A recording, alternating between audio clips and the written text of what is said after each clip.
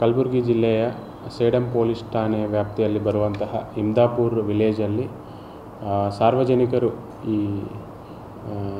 Alcohol ಕುಡಿಯೋದು ಬಿಡಿಸಲಿಕ್ಕೆ ಅಂತೂ ಔಷಧಿಗೋಸ್ಕರ ಹೋಗಿರ್ತಾರೆ. ಅಲ್ಲಿ ಒಬ್ಬರು ಸಾಯಣ್ಣ ಅಲಿಯಾಸ್ ಫಕೀರಪ್ಪ ಅನ್ನೋರು ಆ ಸಾರ್ವಜನಿಕರಿಗೆ ಕುಡಿಯೋ ಅಭ್ಯಾಸ ಬಿಡಲಿಕ್ಕೆ ಅಂತೂ ಒಂದು ಔಷಧಿ ಕೊಟ್ಟಿರ್ತಾರೆ.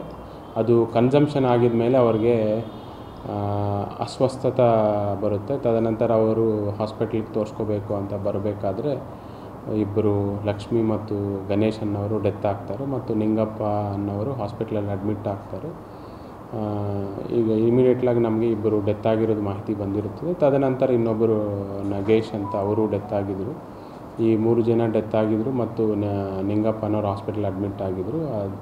ನಾವು ತಕ್ಷಣ ಒಂದು ದೂರನ್ನು ಸ್ವೀಕರಿಸಿಕೊಂಡು ಯಾರು ಫಕೀರಪ್ಪ ಅಲಿಯಾಸ್ ಸಾಯಣ್ಣ ಅಂತ ಯಾರಿದ್ದಾರೆ ಅವ್ರ ಮೇಲೆ ನಾವು ಸೇಡಂ ಪೊಲೀಸ್ ಠಾಣೆಯಲ್ಲಿ 150/2025 ಪ್ರಕರಣ ದಾಖಲಿಸಿಕೊಂಡಿದ್ದೇವೆ. ತದನಂತರ ತನಿಖೆಯನ್ನು ಇನ್ಸ್ಪೆಕ್ಟರ್ ಅವರು ಕೈಗೊಂಡಿರುತ್ತಾರೆ.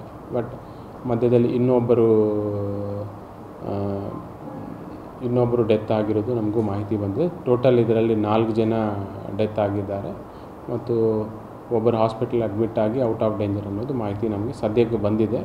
ಈ ಕೇಸು ಸದ್ಯಕ್ಕೆ ತನಿಖಾ ಹಂತದಲ್ಲಿದೆ ಮತ್ತು ಇದರಲ್ಲಿ ಎವಿಡೆನ್ಸ್ ಕಲೆಕ್ಟ್ ಮಾಡೋದು ಮತ್ತು ತನಿಖೆನ ಮುಂದುವರಿಸಬೇಕಾಗುತ್ತೆ. ಸದ್ಯಕ್ಕೆ ನಾವು ಆರೋಪಿಯನ್ನು ವಶಪಡಿಸಿಕೊಂಡು ವಿಚಾರಣೆ ಮಾಡ್ತಾಯಿದ್ದೀವಿ. ವಿಚಾರಣೆ ಮುಗಿದ ನಂತರ ಅವರಿಗೆ ನ್ಯಾಯಾಂಗ ಬಂಧನ ಕಳಿಸಿಕೊಡಲಾಗುವುದು.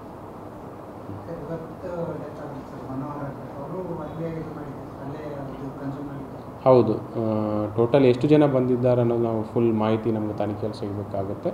ಬಟ್ ಸದ್ಯಕ್ಕೆ ನಮಗೆ ಇರೋ ಮಾಹಿತಿ ಪ್ರಕಾರ 4 ಮೆಂಬರ್ಸ್ ಡೆತ್ ಆಗಿದ್ದಾರೆ ಮತ್ತು ಒಬ್ಬರು ಅಸ್ವಸ್ಥದಿಂದ ಹಾಸ್ಪಿಟಲಲ್ಲಿ ಅಡ್ಮಿಟ್ ಆಗಿ ಬೆಟರ್ ಆಗಿದ್ದಾರೆ.